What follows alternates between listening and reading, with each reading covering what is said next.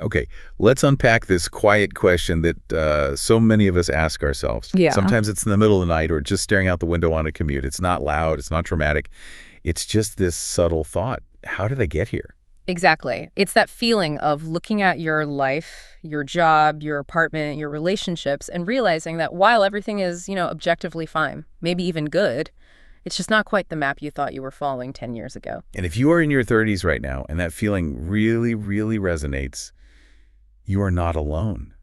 That specific sort of pervasive sense of anxiety is way more common than you think.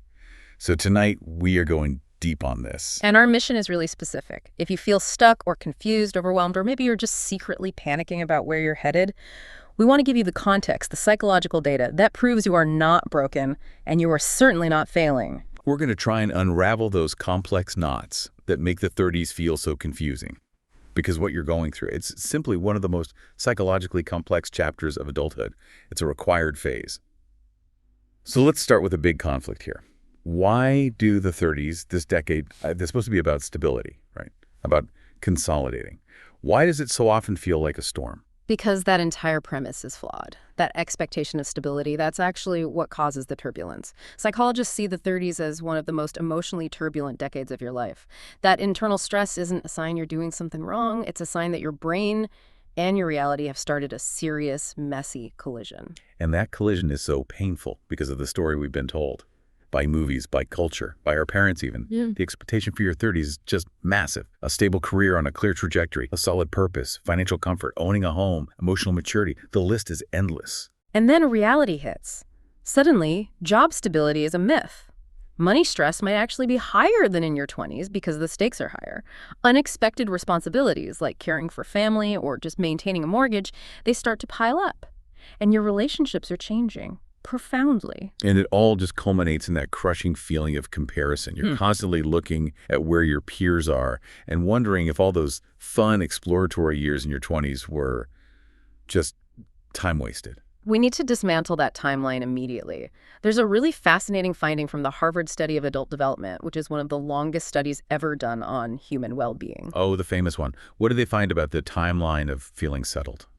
The study found that most people, and this is so key, do not feel emotionally settled, that deep, pervasive feeling of stability and peace and knowing who you are, until their mid-40s, sometimes even later. Mid-40s, wow. So that means if you're 32 and you're questioning everything, you aren't late. You're actually early in the process. You're early. That completely flips the script on what this decade is for. The 30s are, statistically and psychologically, the decade of questions, not the decade of answers. It's the time you gather data, you refine your values, you prepare for the stability that comes later. Thinking the map should be clear right now is like expecting a house to be built and furnished when the foundation is still being poured. Okay, that perspective alone is so helpful. But the confusion is amplified by these powerful cultural myths that just whisper that we're hopelessly behind. So let's tackle the first big one. The relentless comparison trap. Myth number one. Everyone else has it figured out. No, they absolutely do not. I mean, that myth lives on social media, but reality is so much messier. We found a really concrete statistic from a 2022 mental health survey. A staggering 68% of adults in their 30s feel uncertain about their life direction. 68%. Yeah. Let's just put that into context. If you walk into a room of 10 people your age, almost 7 of them are wrestling with the exact same doubts and fears that you are. They're just better at hiding it. Probably because we've all been conditioned to project competence, right? Especially as we get older, get further in our careers. You are part of the vast majority. You're not some isolated failure who missed the memo. Just knowing that should genuinely reduce the pressure you put on yourself. I agree. Okay, now for myth number 2. This is the one that really accelerates the anxiety for me. I'm running out of time. That fear that if I don't make the career jump or the family decision now, the window will just close forever. That fear of the closing window is so intense, and we can counter it with neuroscience. The human brain remains remarkably adaptable. That's neuroplasticity, up to age 65 and beyond. It is literally built for reinvention. It doesn't just lock down at 30 or 35. You can, quite literally, rewrite your life story at any point. That's the biological truth. But I have to bring up the logistical truth here, which is where people get skeptical. It's easy to say your brain is adaptable. Doesn't reinvention require like a big financial cushion or a social safety net that a lot of people in their 30s just don't have? Yeah. I mean, how does neuroscience counter the reality of being locked into a job you hate just to pay rent? That's a crucial point. It's a really important one. The neuroscience doesn't eliminate the external constraints. It eliminates the internal one. The biological constraint is artificial. So, no, maybe we can't quit our job tomorrow and start an art colony. But we can change how we approach our current situation. We can start learning a new skill on the side, pivot gradually. Reinvention doesn't have to be a catastrophic financial cliff jump. It can be a series of small, intentional shifts. So you might be constrained by your budget, but you're not constrained by your biology. Okay, and finally, myth number 3. My value depends on hitting major milestones. The classic checklist. Marriage, career, kids, income, the house. These lists feel mandatory, but the key takeaway is that there are cultural timelines, not universal truths. The definition of a successful 30-something changes drastically if you compare, say, Berlin to Boise, or even our generation versus our grandparents' generation. So the feeling of being behind doesn't actually come from failing your life. It comes from measuring your unique, evolving life against a rigid rule book that was never even written for you. You just adopted it. It's a generic template, not your blueprint. And that leads to the psychological engine of this whole transition. There is this powerful analogy we found that really defines what's shifting between your 20s and your 30s. I love this road analogy. Please walk us through it. Okay, so think of your 20s as a fast highway. Everything felt speedy. You were constantly moving, exploring possibilities, maybe driving a little too fast. But the signs were clear. Next exit, career. Next exit, adventure. The energy was all external and directional. That makes perfect sense. There was this urgency to just see everything, do everything, say yes to it all. Then you hit your 30s. And that highway turns into a quiet, foggy side road. You have to slow down. The external signs just disappear. And you realize you've been driving fast, but maybe not in the right direction for you. And when you slow down, the natural response is panic. Why am I slowing down? Am I failing? Everyone else seems to be maintaining highway speed. But that slowdown is not failure. It's an indication that the terrain has fundamentally changed. This is what we call the psychological tempo shift. Your brain is transitioning from exploring possibilities, which is the mandate of your 20s, to evaluating meaning. And that's the mandate of your 30s. Evaluating meaning. And that transition has to feel like confusion before it feels like growth.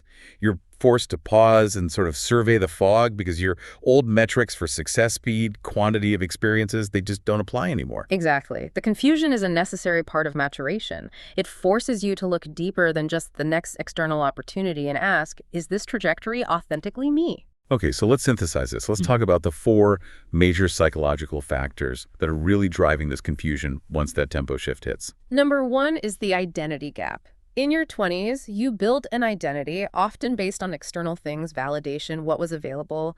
You chose a job, a city, maybe a partner. But in your 30s, that internal voice gets louder, and it starts questioning that construction. Right. You start asking, was that job, was that lifestyle choice really me? Or did I just choose it because it was expected of me, or because it paid the bills? Yeah. Or maybe because it was just the only thing available when I graduated? And that questioning, while it's really uncomfortable, is the beginning of finding a more authentic self. You're shedding the identity you built out of necessity to find the one rooted in your own desire. Okay, factor number 2, the comparison trap. It's everywhere, but it hits differently in your 30s because the stakes feel higher. It's no longer about comparing party pictures. It's about comparing mortgages and pediatricians. Yes, and social media gives you a front row seat to everyone else's fully edited highlight reel lives. So you're comparing your quiet, foggy road, your complex reality, to someone else's perfectly staged best moments. And of course, you feel behind. It's a totally unfair comparison that just drives burnout. Yeah. Because you feel like you have to achieve those staged milestones, even if they aren't what you truly want. And factor 3 is maybe the most defining stressor for this generation, the pressure to hurry up. Psychologists call this the compression of adulthood. We hear that term a lot. But what does that compression actually look like in daily life? Why is it so much more intense than it was for, say, our parents' generation? It's generational and it's economic. We have this massive amount of societal expectations. You have to establish a high-earning career, buy a home, get married, travel, be in peak physical health, save for retirement. All of that is squeezed into a much shorter perceived window of time. And the problem is that key milestones, like buying a house or financial independence, are being pushed later because of economic realities. So you have all these expectations colliding with delayed attainment. Precisely. If you're starting your family or buying your first home 5 or 7 years later than previous generations, you feel this desperate need to catch up on everything else all at once. The career promotion, the health goals, the savings, this relentless urgency just cripples our ability to make thoughtful decisions. It encourages frantic choices. That explains that chronic feeling that everything needs to happen right now. And the final factor, the one that causes the most regret, fear of wasted years. You look back at your 20s and you wonder, did I waste my youth? Shouldn't I be further along by now? This is where we need perspective. Nothing is truly wasted if it taught you something vital about who you are or what you value. Every messy season, every detour, every job you hated, it all prepared you for the season you're in now. If you hadn't taken that winding route, you wouldn't know exactly what to discard now to clear the fog. Okay, that provides a huge sense of relief. The transition is normal. The feeling of being lost is actually required for growth. But what do we do today? We need to shift from fixing the whole map to just gentle, intentional actions. Let's talk about how to actually navigate this foggy road. The first step is counterintuitive, but it's essential. Slow down your life tempo. The 30s require a speed that is intentional, not frantic. The problem with that compression we talked about is that it forces you to react quickly. Right. If you're going at highway speed on a foggy road, you're going to crash. You have to throttle back. Yes. And when you slow down, you create mental space. That mental space is where the clarity you're looking for finally has room to rise up. You can't hear your internal self over the noise of constant activity. Okay, step 2, redefine success. This is where you have to stop borrowing society's checklist and start writing your own. If success isn't the corner office or the big house, what is it for you? We encourage people to just list their intrinsic values. Maybe success for you is peace or stability. Maybe it's having time to cook dinner or creativity, building meaningful friendships, learning a new skill. The moment you define success personally, the pressure just lifts because you realize most of the stress was coming from aiming at someone else's target. And step 3 flows right from that. Let go of comparison. It sounds so simple, but you have to actively block out the signals. When you start comparing your timeline to the fabricated timelines of others, your own life path suddenly makes perfect sense. It's an act of self-preservation. And instead of aiming for some massive, terrifying life overhaul, which is overwhelming and just feeds that urgency, try number 4. Try small, intentional experiments instead of big leaps. Can you give us some concrete examples of those tiny shifts, the ones that open new doors? Look for low-stakes exploration. Start a side project that has zero financial pressure. Join a community that aligns with the value you want more of, like volunteering or a book club. Change your morning routine dramatically. Take one online course that has nothing to do with your current career. These tiny shifts create new data points about who you're becoming without demanding you quit your job tomorrow. That's so powerful because it gets at the core fear that reinvention requires chaos. Instead, it just requires curiosity and small actions. And finally, number 5. This is the antidote to feeling late. Yeah. Remember, the 30s are fundamentally a beginning, not an ending. Your story is unfolding on its schedule, and that's the only one that matters. Yeah, you look at the data of people who had massive success later in life, and it's just proof. There's no universal deadline. Exactly. Morgan Freeman didn't get widely famous until he was 52. Vera Wang started designing wedding dresses at 40. Julia Child wrote her first cookbook at 50. Colonel Sanders franchised KFC when he was 62. And Stanley. He created the Fantastic Four and the entire Marvel Universe in his 40s. These are not people who settled early. They had decades of life experience, that very slowdown we're talking about, that prepared them to pivot successfully. You are not late. Your path is simply demanding more authenticity and more intentionality than it did 10 years ago. It's demanding you trade speed for meaning. So if you are feeling lost in your 30s, let us just reiterate this core message. You are not alone.